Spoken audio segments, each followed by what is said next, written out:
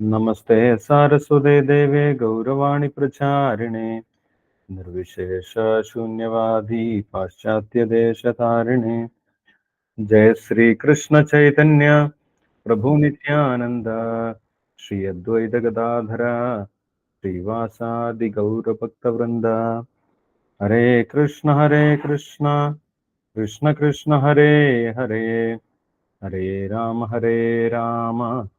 राम राम हरे हरे। ओम नमो भगवते वासुदेवाय, ओम नमो भगवते वासुदेवाय, ओम नमो भगवते വാസുദേവായ. ഹരേ കൃഷ്ണ. എല്ലാവർക്കും ഒരിക്കൽ കൂടി സ്വാഗതം ഡെയിലി ഗീതയിലേക്ക്.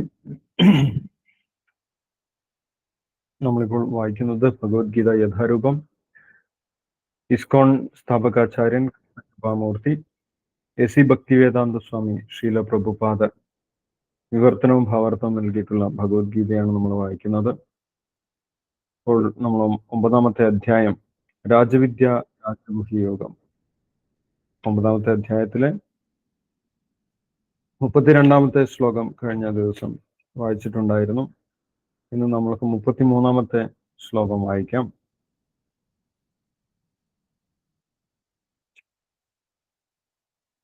യെസ്, ഭഗവാന്റെ ഭക്തിമാർഗം സ്വീകരിച്ച ഒരു വ്യക്തിയും നശിക്കുന്നില്ല എന്ന് കഴിഞ്ഞ ശ്ലോകത്തിൽ ഭഗവാൻ 31ാമത്തെ ശ്ലോകത്തിൽ ഭഗവാൻ പറഞ്ഞിട്ടുണ്ടായിരുന്നു. കൗന്ദേയ പ്രതിജാനീഹി നമേ ഭക്ത പ്രണശ്യതി അഭിചേത് സുദുരാചാരോ ഭജതേ മാം അനന്യഭാഗ് സാധുരേവ സമന്തവ്യ സമ്യക് വിവസിതോ ഹി സ. ഭക്തിമാർഗം സ്വീകരിച്ചിട്ടുള്ള ഒരു വ്യക്തി വലിയ ദുരാചാരിയാണെങ്കിൽ പോലും അദ്ദേഹത്തിനെ ഒരു സാധുവായിട്ട് ഭക്തനായിട്ട് തന്നെ കണക്കാക്കണം എന്ന് ഭഗവാൻ പറഞ്ഞിട്ടുണ്ടായിരുന്നു. അപ്പോൾ ഭക്തിമാർഗത്തിലേക്ക് എല്ലാവർക്കും വരാൻ സാധിക്കും. അതൊരു ദുരാചാരിയാണെങ്കിൽ പോലും അദ്ദേഹം പെട്ടെന്ന് തന്നെ ധർമ്മിഷ്ഠനായിട്ട് മാറും. അങ്ങനെ ഭക്തിമാർഗം സ്വീകരിച്ചിട്ടുള്ള ഒരു വ്യക്തിക്ക് ഒരിക്കലും നാശമുണ്ടാവുകയില്ല എന്ന് ഭഗവാൻ പറഞ്ഞിട്ടുണ്ടായിരുന്നു. അതിനുശേഷം ഭഗവാൻ സമൂഹത്തിലെ എല്ലാ വിഭാഗത്തിലുള്ള ആളുകൾക്കും സ്ത്രീയോ വൈശ്യസ്തഥാ ശൂദ്രസ്തേബി യാന്തി പരാംഗതി, ഏത് വിഭാഗത്തിലുള്ള ആളുകളാണെങ്കിലും അവരാരാണെങ്കിലും ഭക്തിമാർഗം സ്വീകരിച്ചു കഴിഞ്ഞാൽ അവർക്ക് പരമമായിട്ടുള്ള ഗതി ലഭിക്കും എന്ന് ഭഗവാൻ പറഞ്ഞിട്ടുണ്ടായിരുന്നു. അപ്പോൾ ഭഗവാന്റെ സേവനം ചെയ്യുന്നതിന്, ഭക്തിയുത സേവനം ചെയ്യുന്നതിന് യാതൊരു വിഭാഗീയതയുമില്ല. യാതൊരു വിഭാഗീയതയുമില്ലാത്ത മാർഗമാണ് ഭക്തിമാർഗം എന്ന് പറയുന്നത്. ഭക്തിമാർഗത്തിൽ യാതൊരു വിവേചനവുമില്ല. എല്ലാവർക്കും ഭക്തിമാർഗം സ്വീകരിക്കാം. ഏത് മതത്തിൽ വിശ്വസിക്കുന്നവർക്കും, ഏത് രാജ്യത്തിൽ ജനിച്ചവർക്കും, ഏതവസ്ഥയിലുള്ളവർക്കും ഭക്തിയുത സേവനം സ്വീകരിക്കാൻ സാധിക്കും. അതിൽ യാതൊരു വിഭാഗീയതയുമില്ല. എല്ലാവർക്കും പരമമായിട്ടുള്ള ഗതി ലഭിക്കുകയും ചെയ്യുമെന്നാണ് ഭഗവാൻ പ്രഖ്യാപിക്കുന്നത്. അപ്പോൾ വ്യത്യസ്തമായിട്ടുള്ള സമൂഹത്തിലെ വിഭാഗങ്ങൾ എന്ന് പറയുന്നത് അവരുടെ ബോധത്തിന്റെ നിലവാരം അനുസരിച്ചിട്ടാണ്. വ്യത്യസ്ത ബോധം അനുസരിച്ച് വ്യത്യസ്ത വിഭാഗങ്ങളുണ്ട്. അതിൽ ഏത് വിഭാഗത്തിൽപ്പെട്ടവർക്കും ഭഗവാന്റെ സേവനം സ്വീകരിക്കാം എന്നാണ് കഴിഞ്ഞ ശ്ലോകത്തിൽ പറയുന്നത്. ഇവിടെ 33ാമത്തെ ശ്ലോകം നമ്മൾക്ക് ഇന്ന് വായിക്കാം. കിം പുനർ ബ്രാഹ്മണ പുണ്യ ഭക്ത രാജർഷയസ്തഥാ അനിത്യം അസുഖം ലോകം ഇമം പ്രാപ്യ ഭജസ്വമ. ഭഗവാന്റെ ഒരു നിർദ്ദേശമാണ്. നമ്മൾ ഏത് വിഭാഗത്തിൽപ്പെട്ട വ്യക്തിയാണെങ്കിലും നമ്മൾക്ക് രക്ഷപ്പെട്ടു പോകണമെങ്കിൽ, ഭഗവാന്റെ അടുത്തേക്ക് തിരിച്ചു പോകണമെങ്കിൽ നമ്മൾ എന്ത് ചെയ്യണം? ഭഗവാനെ ഭജിക്കണം, ഭഗവാന്റെ സേവനം സ്വീകരിക്കണമെന്നാണ് ഇവിടെ ഭഗവാൻ നിർദ്ദേശിക്കുന്നത്. ആ ശ്ലോകം വിവർത്തനം ഭാവാർത്ഥം നമുക്ക് വായിച്ചതിന് ശേഷം ഡിസ്കസ് ചെയ്യാം. 33ാമത്തെ ശ്ലോകം. ഹരേ കൃഷ്ണ. ഹരേ കൃഷ്ണ പ്രഭുജി, ഞാൻ വായിച്ചോട്ടെ? യെസ്, നളിന മണ്ഡലത്തിൽ വായിച്ചോ.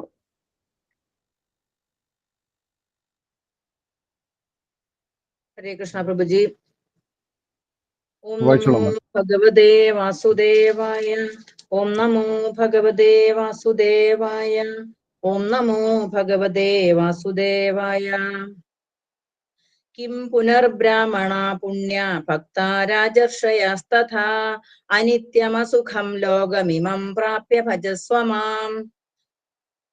വിവർത്തനം. അപ്പോൾ പുണ്യാത്മാക്കളായ ബ്രാഹ്മണരുടെയും ഭക്തരായ രാജർഷികളുടെയും കഥ പറയാനുണ്ടോ? അനിത്യവും ദുഃഖപൂർണവുമായ ഈ ലോകത്തിൽ പിറന്നവർ എന്റെ പ്രേമഭക്തി സേവന നിരതരാകുന്നു. ഭാവാർത്ഥം: ഭൗതിക ലോകത്തിൽ മനുഷ്യർ പല വർഗങ്ങളിൽ പെട്ടവരാണ്.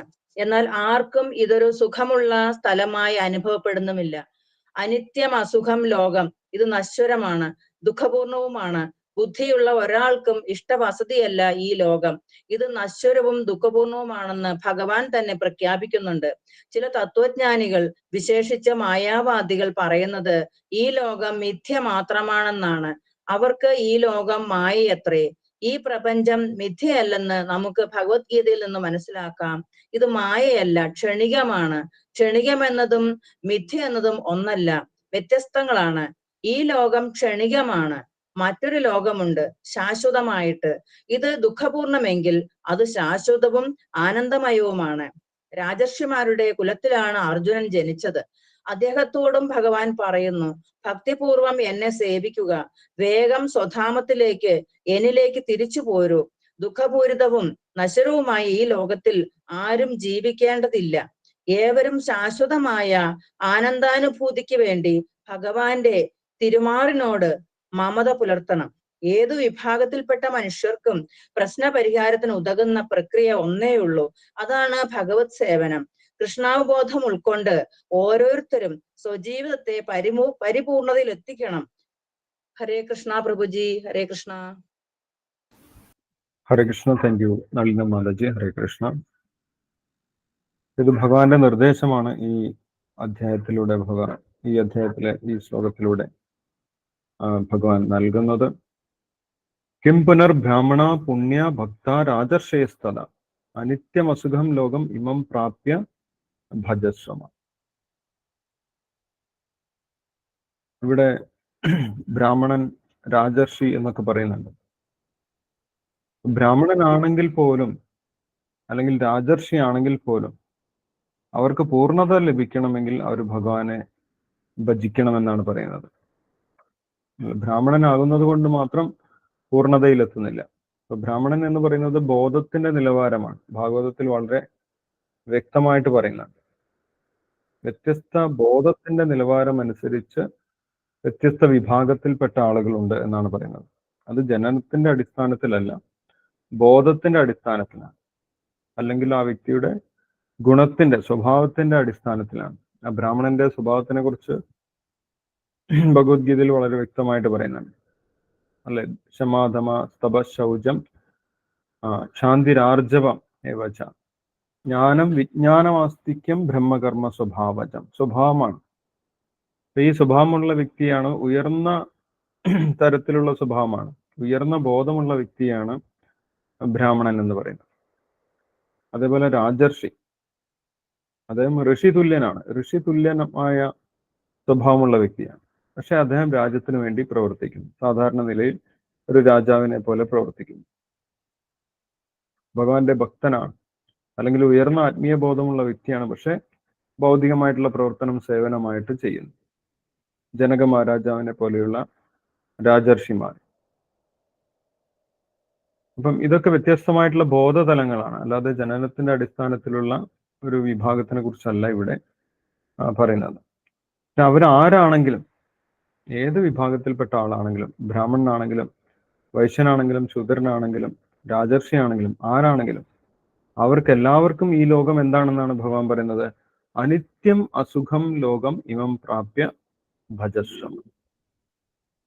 ഈ ലോകം സൃഷ്ടിച്ചിട്ടുള്ള വ്യക്തി ഭഗവാൻ ഈ ലോകത്തിനെ കുറിച്ച് പറയുന്നത്, ഈ ഭൗതിക ലോകത്തിനെ കുറിച്ച് പറയുന്നത് എന്താണ്? അനിത്യം അസുഖം ലോകം എന്നാണ്. ഇവിടെ യാതൊരു സുഖവുമില്ല എന്നാണ് സൃഷ്ടിച്ചിട്ടുള്ള ഭഗവാൻ പറയുന്നു. ഇവിടെ യാതൊരു സുഖവുമില്ല. പക്ഷെ നമ്മൾ എന്താണ് പറയുന്നത്? ഞാൻ സുഖമായിട്ടിരിക്കുന്നു. അല്ല, ഇതാണ് നമ്മുടെ പ്രശ്നം. നമ്മൾ സത്യം അംഗീകരിക്കാൻ തയ്യാറാകുന്നില്ല. ഒരു സുഖമില്ലെങ്കിൽ പോലും നമ്മൾ പറയും സുഖമാണെന്ന് പറയും. നമ്മുടെ ഒരു ഈഗോ അതിന് സമ്മതിക്കുന്നില്ല. ഞാനെന്തോ മോശക്കാരനാണ് എന്ന് വന്നു പോകും, അല്ലെ? സുഖമില്ല എന്ന് പറഞ്ഞു കഴിഞ്ഞാൽ ഞാനെന്തോ താഴ്ന്നു പോയി, അല്ലെങ്കിൽ അത് മോശമാണ് എന്ന് വിചാരിച്ചിട്ട് സുഖം, ഐ ആം ഫൈൻ എന്നാണ് പറയാൻ നമ്മളെ പഠിപ്പിച്ചിട്ടുള്ളത്. പക്ഷെ ഭഗവാൻ പറയുന്നു, ഭഗവാൻ സത്യമാണ് പറയുന്നത്, അല്ലെ? ഭഗവത്ഗീത, ഭാഗവതമൊക്കെ നമ്മളോട് സത്യമാണ് പറയുന്നത്. നമ്മൾക്ക് ഇഷ്ടമാണെങ്കിലും ഇഷ്ടമില്ലെങ്കിലും ഈ ശാസ്ത്രങ്ങളിൽ സത്യമാണ് നമ്മളെ പഠിപ്പിക്കുന്നത്. ഭാഗവതത്തിൽ പറയുന്നുണ്ട്, സത്യം പരം ധീമഹി, പരമമായിട്ടുള്ള സത്യമാണ് പറയുന്നത്. ചില ആളുകൾക്ക് ഇഷ്ടപ്പെട്ടില്ല എന്ന് വരാം, ചില ആളുകൾക്ക് ഇഷ്ടപ്പെട്ടു എന്ന് വരാം. പക്ഷെ സത്യം ഒരിക്കലും മാറുന്നില്ല. നമ്മൾ സ്വീകരിച്ചാലും ഇല്ലെങ്കിലും സത്യത്തിന് യാതൊരു മാറ്റവുമില്ല. അപ്പൊ ഭഗവാൻ പറയുന്നു, ഈ ലോകം എന്താണ്? അനിത്യം അസുഖം ലോകം എന്നാണ് ഭഗവാൻ പറയുന്നത്. ഈ ഭൗതിക ലോകം എന്താണ്? അനിത്യമാണ്. നമ്മൾക്ക് എല്ലാ കാലത്തും ഇവിടെ ജീവിക്കാൻ സാധിക്കില്ല. ഈ ലോകം തന്നെ അനിത്യമാണ്. ദേവന്മാരൊക്കെ അനിത്യമാണ്. ദേവന്മാരൊക്കെ ഇല്ലാതായിട്ട് മാറും. ഭൂത്വ ഭൂത്ത പ്രളീയത. വേദങ്ങളിലും ഈ കാര്യം പറയുന്നുണ്ട്, അല്ലെ? അസത്, അസത്ത് എന്നാണ് ഈ ലോകത്തിനെ കുറിച്ച് വേദങ്ങളിൽ പറയുന്നത്. അസത് എന്ന് പറഞ്ഞു കഴിഞ്ഞാൽ നിലനിൽക്കാത്തത്, അധികകാലം നിലനിൽക്കില്ല, കുറച്ചു കാലമേ നിലനിൽക്കുകയുള്ളൂ. പക്ഷെ നമ്മൾ വിചാരിക്കുന്നത് നമ്മൾ പെർമനന്റ് ആണെന്ന്. എനിക്ക് പെർമനന്റ് ജോലി കിട്ടി എന്ന് പറഞ്ഞു കഴിഞ്ഞാൽ നമ്മൾ മരിക്കില്ല, മരിക്കാതെ എല്ലാ കാലത്തും ജോലി ചെയ്യാമെന്നല്ല. കുറച്ചു കാലത്തേക്ക് നമ്മൾക്ക് ജോലി ചെയ്യാം, അതിനാണ് പെർമനന്റ് ജോലി കിട്ടിയെന്ന് പറയും. അപ്പോൾ ഇവിടെ യഥാർത്ഥത്തിൽ പെർമനന്റ് അല്ല എന്നാണ് ഭഗവാൻ പറയുന്നത്. അനിത്യം, അനിത്യം അസുഖം. ഇവിടെ സുഖമുള്ള ജീവിതമല്ല എന്നാണ് പറയുന്നത്. ഇവിടെ ദുഃഖപൂർണമാണ് ജീവിതം എന്ന് പറയുന്നു. നമ്മൾ സുഖമാണെന്ന് പറയുമെങ്കിലും യഥാർത്ഥത്തിൽ ദുഃഖമാണ് അനുഭവിക്കുന്നത് എന്ന് പറയും. അപ്പൊ എന്താണ് ദുഃഖം? എനിക്കൊരു ദുഃഖവുമില്ല എന്ന് ആരെങ്കിലും പറയുകയാണെങ്കിൽ അയാൾക്ക് ബുദ്ധിയില്ല എന്നാണ് അർത്ഥം, അല്ലെ? കാരണം എന്താണ്? അയാൾ വലിയ ദുഃഖങ്ങൾ അനുഭവിക്കുന്നുണ്ട്. ജന്മമൃത്യു ജരാവ്യാധി എന്ന് പറഞ്ഞിട്ടുള്ള ദുഃഖം എല്ലാവരും അനുഭവിക്കുന്നുണ്ട്. ഒരു വ്യക്തിയെ, ഒരാളെ വധശിക്ഷയ്ക്ക് വിധിച്ച് ജയിലിലിട്ട് കഴിഞ്ഞാൽ അയാൾക്ക് ദുഃഖമാണ്, അല്ലെ? കാരണം മരണത്തിന് വിധിക്കപ്പെട്ടു, വധിക്കാൻ വിധിക്കപ്പെട്ടു. അത് വലിയ ദുഃഖമാണ്. ആ ദുഃഖത്തിന്റെ ഇടയ്ക്ക് അദ്ദേഹം ജയിലിൽ വലിയ സൗകര്യങ്ങൾ ഏർപ്പെടുത്തിയതുകൊണ്ട് അദ്ദേഹത്തിന് സുഖം ലഭിക്കുന്നില്ല. ജയിലിൽ കിടക്കാൻ നല്ല സൗകര്യം, എന്നാലും അദ്ദേഹത്തിന് ദുഃഖം അനുഭവിക്കേണ്ടി വരും. കാരണം എന്താണ്? വധശിക്ഷയ്ക്ക് വിധിക്കപ്പെട്ടു, വലിയ ദുഃഖമാണ്.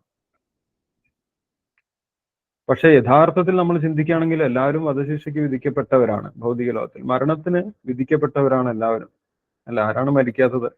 ജയിലിൽ വധശിക്ഷയ്ക്ക് വിധിക്കപ്പെട്ട വ്യക്തി മാത്രമല്ല മരിക്കാൻ പോകുന്നത്. നമ്മൾ അദ്ദേഹത്തിനോട് വലിയ സഹതാപം പ്രകടിപ്പിക്കും. പക്ഷെ ആരാണ് മരിക്കാത്തത്? എല്ലാവരും വധശിക്ഷയ്ക്ക് വിധിക്കപ്പെട്ട ആളുകളാണ്. അതുകൊണ്ട് യഥാർത്ഥത്തിൽ ഇവിടെ ദുഃഖപൂർണമാണ്, എല്ലാവരും മരിക്കണം. ജീവാത്മാവിന് പക്ഷേ മരണമില്ല, ജീവാത്മാവ് മരിക്കേണ്ട ആവശ്യമില്ല. അതുകൊണ്ടാണ് മരണം വലിയ ദുഃഖമായിട്ട് നമ്മൾക്ക് അനുഭവപ്പെടുന്നത്. കാരണം എന്താണ്? ജീവാത്മാവ് അനുഭവിക്കേണ്ടാത്ത കാര്യങ്ങളാണ്. ജനനം, മരണം, രോഗം, വാർദ്ധക്യം, ഇതൊന്നും ജീവാത്മാവിന് പരിചയമില്ലാത്ത കാര്യമാണ്. ജീവാത്മാവിന് മരിക്കുന്നത് പരിചയമില്ല. ജീവാത്മാവിന് ജനിക്കുന്നതോ അസുഖം വരുന്നതോ വയസ്സാകുന്നതോ ഒന്നും ഇഷ്ടമല്ല, കാരണം അത് അതിന്റെ സ്വഭാവമല്ല. പക്ഷെ ഇവിടെ വന്നു കഴിഞ്ഞാൽ ഇഷ്ടപ്പെടാത്ത കാര്യങ്ങളൊക്കെ സ്വീകരിക്കേണ്ടി വരും.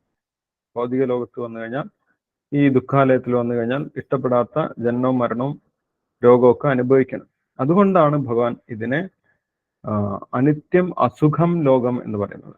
അസുഖകരമാണ്, സുഖമില്ലാത്തതാണ്, നമ്മൾ ഇഷ്ടപ്പെടാത്തതൊക്കെ ഇവിടെ അനുഭവിക്കണം. എന്താണ് ഞാൻ ദുഃഖം അനുഭവിക്കാൻ കാരണം എന്ന് ചോദിച്ചു കഴിഞ്ഞാൽ, ദുഃഖം അനുഭവിക്കുന്ന സ്ഥലത്താണ് നമ്മൾ വന്നിട്ടുള്ളത്, അല്ലെ?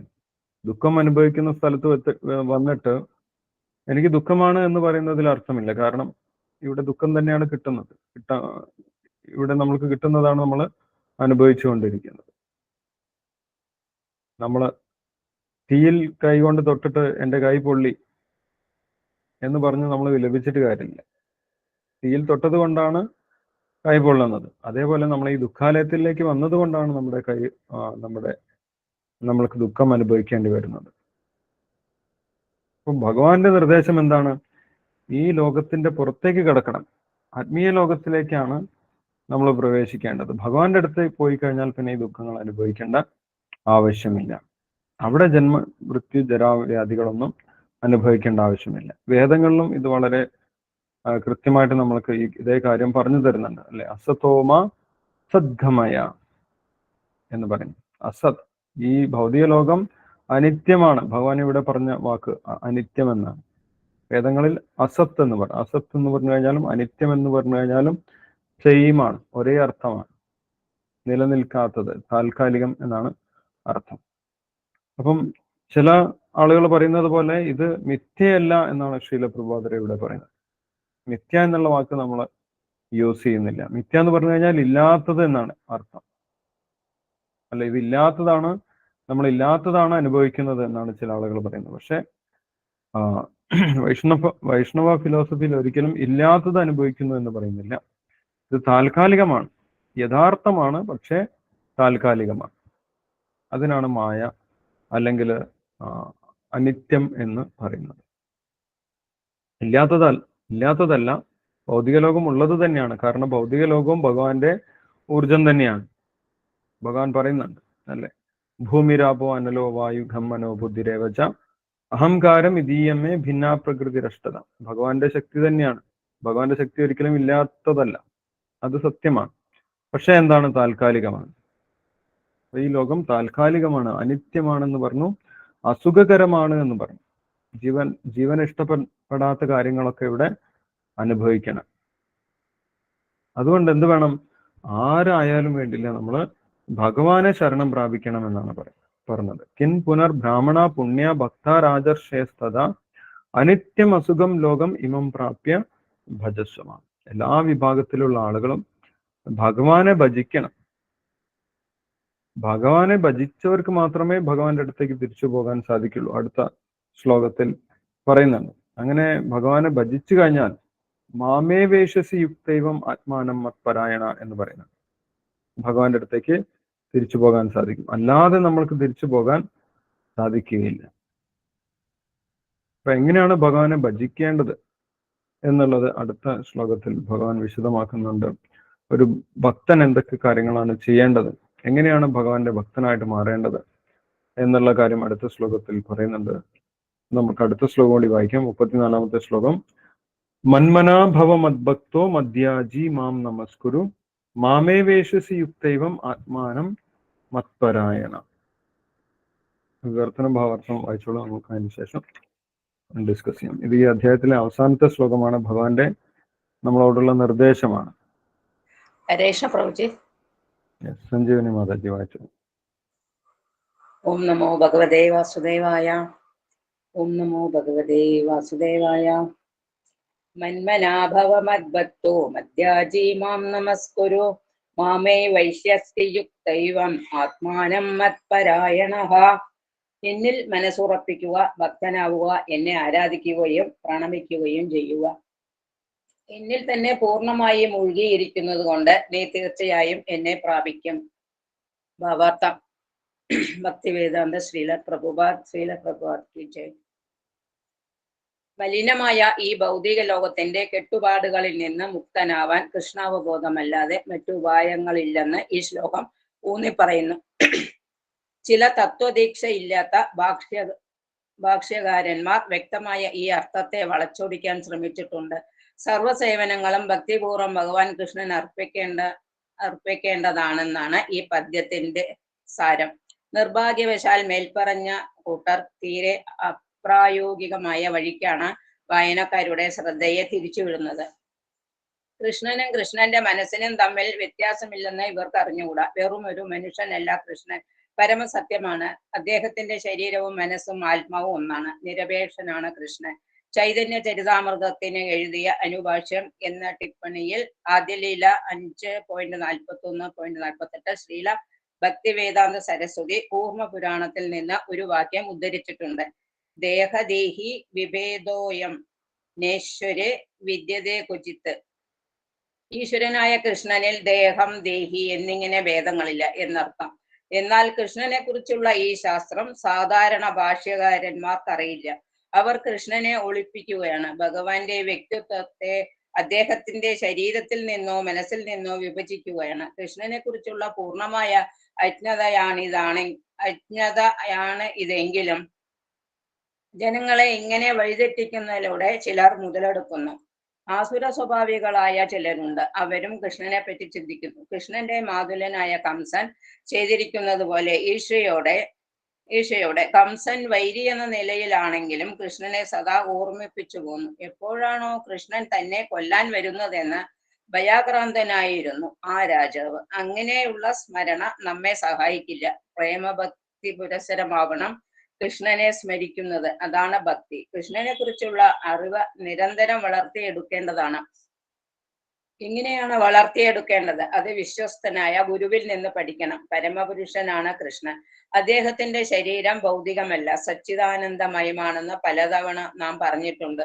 കൃഷ്ണനെ കുറിച്ചുള്ള ഇത്തരം സംഭാഷണങ്ങൾ ഒരാളിൽ ഭക്തി ഉളവാക്കാൻ സഹായിക്കും. എന്നാൽ ശരിയായ സ്രോതസ്സിൽ നിന്നല്ലാതെ കൃഷ്ണനെ മനസ്സിലാക്കുന്നത് നിഷ്ഫലമാണ്. അതിനാൽ ഭക്തൻ കൃഷ്ണന്റെ ആദിമവും ശാശ്വതവുമായ രൂപത്തിൽ മനസ്സൂന്നണം. കൃഷ്ണന്റെ പരമ പ്രഭാവത്തിൽ ദൃഢവിശ്വാസത്തോടെ സേവന കർമ്മങ്ങളിൽ ഏർപ്പെടണം. കൃഷ്ണാരാധനയ്ക്കുതകുന്ന ക്ഷേത്രങ്ങൾ ഇന്ത്യയിൽ 100,000-കണക്കിനുണ്ട്. അവിടെയെല്ലാം ഭക്തി സേവനവും അനുഷ്ഠിക്കപ്പെടുന്നു. അത്തരം സന്ദർഭങ്ങളിൽ കൃഷ്ണന് പ്രണാമം അർപ്പിക്കണം. വിഗ്രഹത്തിന് മുന്നിൽ തലകുനിക്കുകയും തന്റെ ശരീരത്തെയും മനസ്സിനെയും കർമ്മങ്ങളെയും എല്ലാം കൃഷ്ണാർപ്പണമായി തീർക്കുകയും വേണം. അങ്ങനെ വ്യതിചലിക്കാത്ത വിധം കൃഷ്ണനിൽ സ്വയം മുഴുകിയിരിക്കാൻ കഴിയും. ഇത് കൃഷ്ണലോക പ്രാപ്തിക്ക് സഹായിക്കും. തത്വദീക്ഷയില്ലാത്ത ഭാഷ്യകാരന്മാരെ പിന്തുടർന്ന് വഴിതെറ്റിപ്പോകരുത്. കൃഷ്ണ കഥകളുടെ ശ്രവണം, കീർത്തനം മുതലായ 9 പ്രക്രിയകളിൽ ഏർപ്പെടണം. ഭക്തിഭരിതമായ ഭഗവത് സേവനമാണ് മനുഷ്യവർഗത്തിന്റെ അത്യുത്കൃഷ്ടമായ നേട്ടം. ഗവേഷണപരമായ ജ്ഞാനം, അഷ്ടാംഗയോഗം, കാമ്യകർമ്മങ്ങൾ എന്നിവയിൽ നിന്ന് മുക്തമായ ശുദ്ധഭക്തി സേവനത്തെയാണ് 7ഉം 8ഉം അധ്യായങ്ങളിൽ വിവരിച്ചിട്ടുള്ളത്. തികച്ചും പരിശുദ്ധി നേടാത്തവർ നിരാകാര ബ്രഹ്മജ്യോതിസിലും സ്ഥാനീയ പരമാത്മാവിലും ആകൃഷ്ടരായി പോകുന്നു. എന്നാൽ ശുദ്ധഭക്തൻ നേരിട്ട് ഭഗവാനെ സേവിക്കുന്നു. കൃഷ്ണനെ പറ്റി സുന്ദരമായൊരു കവിതയുണ്ട്. ദേവാരാധകരെല്ലാം മൂഢന്മാരാണെന്നും അവർക്കൊരിക്കലും കൃഷ്ണന്റേതായ അത്യുത്കൃഷ്ടോപഹാരം നേടാനാവില്ലെന്നും അതിൽ വ്യക്തമാക്കുന്നു. ആരംഭത്തിൽ ചിലപ്പോൾ ഒരു ഭക്തൻ ഉന്നത നിലവാരത്തിൽ നിന്ന് താഴെ വീണേക്കാം. എങ്കിലും ആ നിലയിലും എല്ലാ തത്വചിന്തകരെക്കാളും യോഗികളെക്കാളും ഉത്കൃഷ്ടനാണ് അയാൾ. എപ്പോഴും കൃഷ്ണാവബോധത്തിൽ മുഴുകി ജീവിക്കുന്ന ഒരാളെ ശരിയായ സാധുവായി തന്നെ കരുതണം. ഭക്തനു ചേരാത്ത പ്രക്രിയകൾ യാദൃച്ഛികമായി അയാൾ ചെയ്യുന്നുണ്ടെങ്കിൽ പോലും ക്രമേണ അത്തരം പിഴകൾ ചുരുങ്ങി വരും. സംശയമെന്നെ ഭക്തൻ തികച്ചും പൂർണ്ണത നേടുകയും ചെയ്യും. വാസ്തവത്തിൽ തികവുറ്റ ഭക്തന് വീഴ്ച പറ്റുന്നത് എളുപ്പമല്ല. ഭഗവാൻ സ്വയം തന്റെ ഭക്തന്മാരെ കാക്കുന്നുണ്ടല്ലോ. ബുദ്ധിമാനായ മനുഷ്യൻ നേരെ കൃഷ്ണാവബോധ പ്രക്രിയയിൽ ഏർപ്പെടുകയാണ് വേണ്ടത്. അങ്ങനെ ചെയ്താൽ ഈ ഭൗതിക ലോകത്തിലും അയാൾക്ക് സന്തുഷ്ടനായി ജീവിക്കാം. അവസാനം കൃഷ്ണന്റെ ഉത്കൃഷ്ടോപഹാരം നേടുകയുമാവാം. രാജവിദ്യ രാജഗുഹ്യം എന്ന യോഗം എന്ന ശ്രീമദ് ഭഗവത്ഗീതയുടെ 9-ാം അധ്യായത്തിന്റെ ഭക്തിവേദാന്ത വിശദീകരണം ഇപ്രകാരം സമാപിക്കുന്നു. ഹരേ കൃഷ്ണ. ഹരേ കൃഷ്ണ പ്രഭു. ഹരേ കൃഷ്ണ. താങ്ക് യു സഞ്ജീവനി മാതാജി. ഹരേ കൃഷ്ണ. അപ്പം ഈ ലോകത്തിൽ വന്നിട്ടുള്ള എല്ലാവരോടുമുള്ള ഭഗവാന്റെ നിർദ്ദേശമാണ് ഭഗവാൻ ഇവിടെ പറയുന്നത്. ഈ ദുഃഖാലയത്തിൽ നിന്ന് രക്ഷപ്പെട്ടു പോകാനുള്ള വഴിയാണ് ഭഗവാൻ പറയുന്നത്. എന്താണ് പറയുന്നത്? മന്മനാഭവ മദ്ഭക്തോ മദ്യാജി മാം നമസ്കുരു മാമേവേശസി യുക്തൈവം ആത്മാനം മത് പരായണം. അപ്പൊ ഭഗവാൻ വളരെ വിശദമായിട്ട് പറയുന്നുണ്ട് എങ്ങനെയാണ് ഭഗവാന്റെ ഭക്തി സേവനങ്ങൾ ചെയ്യേണ്ടത്. അതിലാദ്യം പറയുന്നത് മന്മന എന്നാണ്. നമ്മുടെ മനസ്സ് ഭഗവാന് സമർപ്പിക്കണം. അല്ലെ, അതാണ് ഏറ്റവും പ്രയാസമുള്ള കാര്യം. മനസ്സ് ഭഗവാന് സമർപ്പിക്കുക എന്ന് പറഞ്ഞു കഴിഞ്ഞാൽ ഭഗവാനെ കുറിച്ച് എപ്പോഴും നമ്മൾക്ക് ചിന്തിക്കാൻ സാധിക്കണം. മന്മന, എപ്പോഴും നമ്മുടെ ചിന്ത ഭഗവാനെ കുറിച്ചായിരിക്കണം എന്നാണ് പറയുന്നത്. എങ്ങനെയാണ് എപ്പോഴും ഭഗവാനെ കുറിച്ച് ചിന്തിക്കുന്നത്? അതിന് നമ്മൾ ഭഗവാനെ കുറിച്ച് അറിയണം. അല്ലെ, നമ്മൾക്ക് അറിയുന്ന ഒരു വ്യക്തിയെ കുറിച്ചേ നമ്മൾക്ക് എപ്പോഴും ചിന്തിക്കാൻ സാധിക്കും. എങ്ങനെയാണ് നമ്മൾ ഭഗവാനെ കുറിച്ച് അറിയുന്നത്? നമ്മൾ ഭഗവാനെ കുറിച്ച് കേൾക്കണം. ഭഗവാനെ കുറിച്ച് ആധികാരികമായിട്ടുള്ള സ്രോതസ്സിൽ നിന്നും, ആത്മീയ ഗുരുവിൽ നിന്നും, അല്ലെങ്കിൽ ഭഗവത്ഗീത, ഭാഗവതം മുതലായിട്ടുള്ള ശാസ്ത്രത്തിൽ നിന്ന് നമ്മൾ ഭഗവാനെ കുറിച്ച് കേൾക്കണം. അങ്ങനെയാണ് നമ്മൾ ഭഗവാനെ കുറിച്ച് മനസ്സിലാക്കുകയും ഭഗവാനെ കുറിച്ചുള്ള എല്ലാ സംശയങ്ങളും ഇല്ലാതാവുകയും ഭഗവാനെ ശരണം പ്രാപിക്കാൻ നമ്മൾക്ക് സാധിക്കുകയും ചെയ്യുക എന്ന് 7-ാമത്തെ അധ്യായത്തിലെ ആദ്യത്തെ ശ്ലോകത്തിൽ തന്നെ ഭഗവാൻ പറയുന്നു. മയ്യാസക്തമനാപാർത്ഥ യോഗം യുജ്ജൻ മതാശ്രയം അസംശയം സമഗ്രം മാം യഥാ ജ്ഞാസ്യസി തത് ശൃണു. എന്നെ കുറിച്ച് എല്ലാവിധ സംശയങ്ങളും ഇല്ലാതായി ഭഗവാനെ ശരണം പ്രാപിക്കുന്നത് എങ്ങനെയാണ് എന്ന് ഭഗവാൻ പറയുന്നത്. എങ്ങനെയാണ്? തത് ശൃണു, അത് കേൾക്കുന്നതിലൂടെ, ഭഗവാനെ കുറിച്ച് കേൾക്കുന്നതിലൂടെയാണ്. ശ്രവണം. ഭഗവാന്റെ ഭക്തി ഉത്സവനത്തിലെ ആദ്യ സ്റ്റെപ്പ് എന്താണ്? ശ്രവണമാണ്. ഭഗവത്ഗീതയിൽ എന്താണ് ഭഗവാൻ പറഞ്ഞിട്ടുള്ളത്? ഭാഗവതത്തിൽ എന്താണ് ഭഗവാനെ കുറിച്ച് പറഞ്ഞിട്ടുള്ളത്? നിത്യം ഭാഗവത സേവയ, ഭാഗവതത്തിലും പറയുന്നുണ്ട് അല്ലെ, നിത്യം ഭാഗവത സേവയാ ഭക്തിർഭവതി നൈഷ്ഠികി. നമ്മൾക്ക് ഭക്തി ഉണ്ടാകണമെങ്കിൽ നമ്മൾ ഭഗവാനെ കുറിച്ച് കേൾക്കണം അല്ലെ. അല്ലാതെ നമ്മൾ കുറി തൊട്ടത് കൊണ്ട് മാത്രം ഭക്തനാകുന്നില്ല. ഭഗവാനെ കുറിച്ച് കേൾക്കാതെ നമ്മൾക്ക് ഭക്തനാകാൻ സാധിക്കില്ല. ഭാഗവതം വായിക്കാതെ നമ്മൾക്ക് ഭക്തരാകാൻ സാധിക്കുകയില്ല. അതുകൊണ്ടാണ് ഭാഗവതത്തിൽ നിർദ്ദേശിക്കുന്നത് നിത്യം ഭാഗവത സേവയ. എപ്പോഴൊക്കെ ഭാഗവതം വായിക്കാം? എപ്പോ വേണമെങ്കിലും ഭാഗവതം വായിക്കാം. എപ്പോഴും ഭാഗവതം വായിക്കണം. നിത്യം എന്ന് പറഞ്ഞു കഴിഞ്ഞാൽ എല്ലായ്പ്പോഴും, അറ്റ്ലീസ്റ്റ് എല്ലാ ദിവസവും നമ്മൾ ഭാഗവതം വായിച്ചിരിക്കണം. നിത്യം ഭാഗവത സേവയ ഭഗവതി ഉത്തമ ശ്ലോകേ ഭക്തിർഭവതി നൈഷ്ഠികം. അങ്ങനെയാണ് നമ്മൾക്ക് ഭക്തി ഉണ്ടായി വരുന്നത് എന്നാണ് പറയുന്നത്. ഭാഗവതം വായിക്കാതെ, ഭഗവത്ഗീത വായിക്കാതെ നമ്മൾക്ക് ഭക്തി ഉണ്ടാകാൻ സാധിക്കില്ല. ദിവസവും ഭാഗവതം വായിക്കണം. അങ്ങനെ ഭഗവാനെ കുറിച്ച് നിരന്തരം കേൾക്കുന്ന സമയത്ത്, ഒരുപാട് കാലം നിരന്തരമായിട്ട് ഭഗവാനെ കുറിച്ച് കേൾക്കുന്നതിലൂടെ നമ്മൾക്ക് ഹൃദയശുദ്ധി ഉണ്ടായി ഭഗവാന്റെ ഭക്തി ഉണ്ടാകും എന്നാണ് പറയുന്നത് അല്ലെ. അപ്പൊ ഭക്തന്മാരായതിനു ശേഷം അല്ല ഭാഗവതം വായിക്കുന്നത്. ഭാഗവതം വായിച്ച് ഭാഗവതം കേട്ടതിന് ശേഷമാണ് നമ്മൾക്ക് ഭക്തി ഉണ്ടാകുന്നത്. ഭാഗവതത്തിൽ ഭഗവാന്റെ വ്യത്യസ്തമായിട്ടുള്ള അവതാരങ്ങളെ കുറിച്ചും ഭഗവാന്റെ ഭക്തന്മാരെ കുറിച്ചും ഭഗവാന്റെ വ്യത്യസ്തമായിട്ടുള്ള ലീലകളെ കുറിച്ചൊക്കെ വിശദമായിട്ട് വർണ്ണിക്കുന്നുണ്ട്. അത് നമ്മൾ നിരന്തരം കേൾക്കുന്ന സമയത്ത് നമ്മൾക്ക് സ്വാഭാവികമായിട്ട് ഭഗവാനെ കുറിച്ച് ചിന്തിക്കാൻ സാധിക്കും. അനന്യാ ചിന്തയന്തോ മാം യേ ജനാ പരിഭാസത്തെ തേഷാം നിത്യാഭിയുക്താനാം യോഗക്ഷേമം വഹാമ്യഹം എന്ന് ഭഗവാൻ പറയുന്നുണ്ട്. അങ്ങനെ നമ്മൾക്ക് അനന്യ ചിന്തകരായിട്ട് എല്ലാ സമയത്തും ഭഗവാനെ കുറിച്ച് ചിന്തിക്കാൻ സാധിക്കും. അങ്ങനെ ആണ് ഭഗവാന് മനസ്സ് അർപ്പിക്കണം എന്ന് ഭഗവാൻ പറഞ്ഞിട്ടുള്ളത്. അപ്പൊ ഭഗവാന് മനസ്സർപ്പിച്ചു കഴിഞ്ഞാൽ കുറേശ്ശെ ഭഗവാനെ കുറിച്ച് നമ്മൾ കേൾക്കാൻ തുടങ്ങും, ഭഗവാനെ കുറിച്ച് മനസ്സിലാക്കാൻ തുടങ്ങും, അങ്ങനെ ഭഗവാനെ കുറിച്ച് ചിന്തിക്കാൻ തുടങ്ങും. അങ്ങനെ ചിന്തിക്കുന്നത് ഏതു വിധത്തിലായിരിക്കണം? ഭഗവാന്റെ ഭക്തൻ എന്നുള്ള രീതിയിലാണ് അല്ലെ. ഭഗവാനെ എതിർത്തുകൊണ്ട് ചിന്തിക്കാനല്ല പറയുന്നത്. ആനുകൂലേന കൃഷ്ണാനുശീലനം ഭക്തിരുത്തമ. അപ്പൊ ഭഗവാന്റെ ഭക്തൻ എന്ന് പറഞ്ഞു കഴിഞ്ഞാൽ ഇവിടെ ഭഗവാൻ പറയുന്നുണ്ട് എന്റെ ഭക്തനാകൂ. മന്മന, ഭഗവാന് മനസ്സ് സമർപ്പിക്കൂ. മന്മനാ ഭവ മത് ഭക്തോ, ഭഗവാന്റെ ഭക്തനാകൂ, എന്റെ ഭക്തനാകൂ എന്ന് ഭഗവാൻ പറയുന്നു. അപ്പൊ ഭഗവാന്റെ ഭക്തനാകുക എന്ന് പറഞ്ഞാൽ എന്താണ്? ഭഗവാന് അനുകൂലമായിട്ട് ചിന്തിക്കുകയും പ്രവർത്തിക്കുകയും ചെയ്യുക എന്നുള്ളതാണ് അല്ല. കൃഷ്ണന് അനുകൂലമായിട്ട് ചിന്തിക്കുകയും കൃഷ്ണന് അനുകൂലമായിട്ട് പ്രവർത്തിക്കുകയും ചെയ്യുക. അത് നമ്മൾ കൃഷ്ണന്റെ ആളായിട്ട് മാറുക. അതാണ് ഭക്തി എന്ന് പറയുന്നത് അല്ലെ. കൃഷ്ണന് വേണ്ടി പ്രവർത്തിക്കുക, കൃഷ്ണന് അനുകൂലമായിട്ട് പ്രവർത്തിക്കുക, അതാണ് ഭക്തി എന്ന് പറയുന്നത്. അപ്പം വെറുതെ മന്മന ആയതുകൊണ്ട് കാര്യമില്ല എന്ന് ഭാവാർത്ഥത്തിൽ ശീലപ്രഭുപാദർ പറയുന്നുണ്ട്. കംസനും കൃഷ്ണനെ കുറിച്ചാണ് എല്ലാ സമയത്തും ചിന്തിച്ചിട്ടുണ്ടായിരുന്നത്. 24 മണിക്കൂറും കൃഷ്ണനെ കുറിച്ച് ചിന്തിച്ചു. പക്ഷെ കൃഷ്ണനെ കുറിച്ച് എന്താണ് ചിന്തിച്ചത്? കൃഷ്ണൻ എന്നെ കൊല്ലും, അതുകൊണ്ട് ഞാൻ കൃഷ്ണനെ എങ്ങനെങ്കിലും ഇല്ലാതാക്കണം. കൃഷ്ണനെ ഇല്ലാതാക്കണം എന്ന് ചിന്തിക്കുന്നതും കൃഷ്ണചിന്ത തന്നെയാണ്. പക്ഷെ അതെന്തല്ല, അത് ഭക്തിയല്ല. 24 മണിക്കൂറും കൃഷ്ണനെ കുറിച്ച് ചിന്തിച്ചിട്ടും കംസനെ ആരും ഭക്തനായിട്ട് പറയുന്നില്ല. കംസനെ അസുരനായിട്ടാണ് പറയുന്നത്. കാരണം എന്താണ്? അദ്ദേഹം അനുകൂലമായിട്ടല്ല കൃഷ്ണനെ കുറിച്ച് ചിന്തിച്ചത്. ആനുകൂലേന കൃഷ്ണാനുശീലനം, ഭഗവാൻ അനുകൂലമായിട്ട് ഭജതാം പ്രീതിപൂർവകം, ഭഗവാനോട് പ്രേമപൂർവം സ്നേഹപൂർവം നമ്മൾ പ്രവർത്തിക്കണം, ഭഗവാന് വേണ്ടി പ്രവർത്തിക്കണം.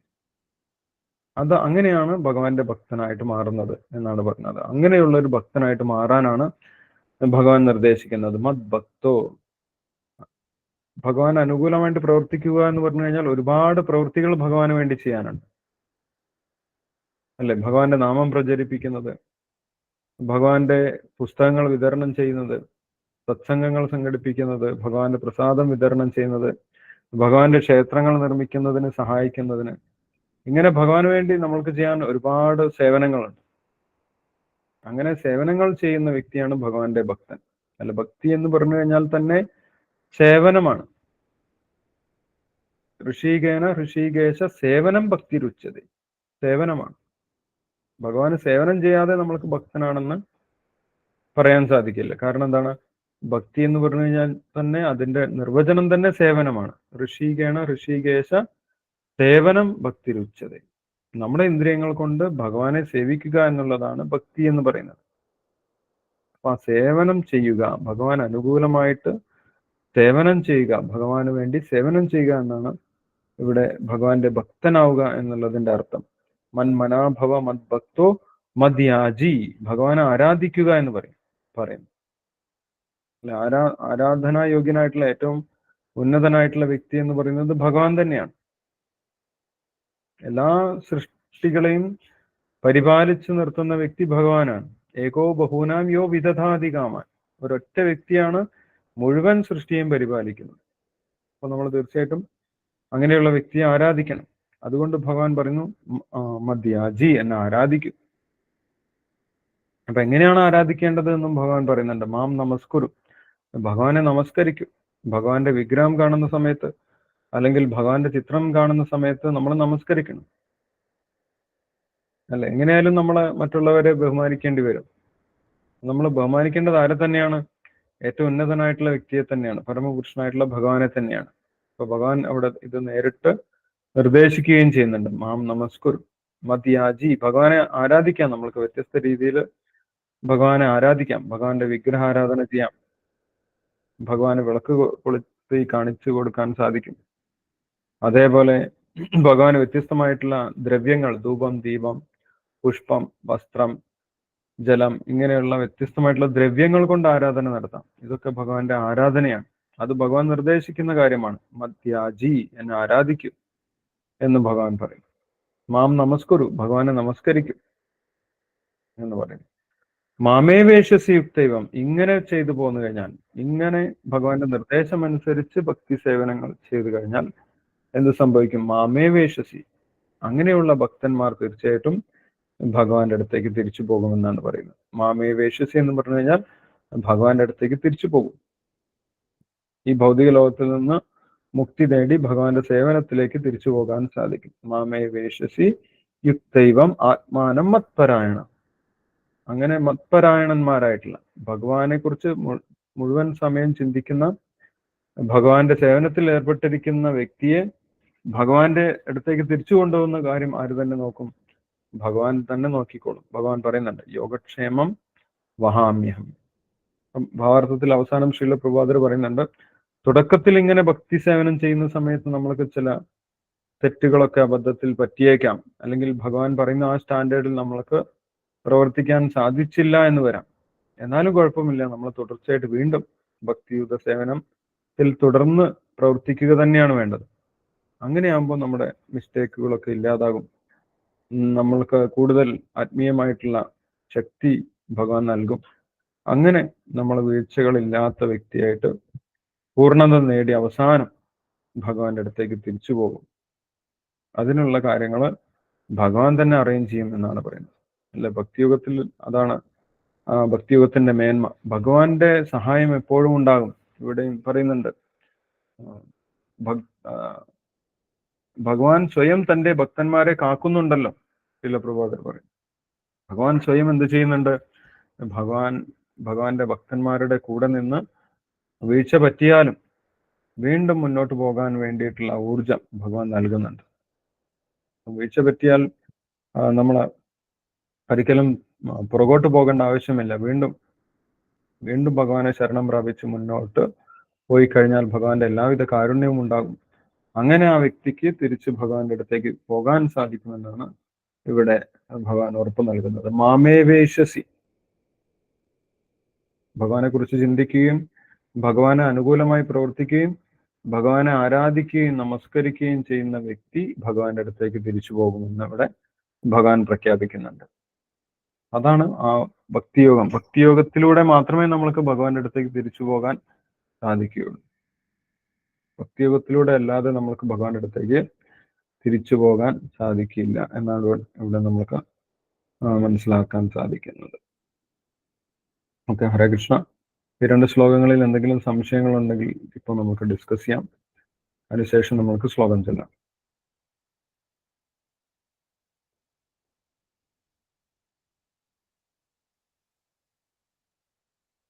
യെസ്.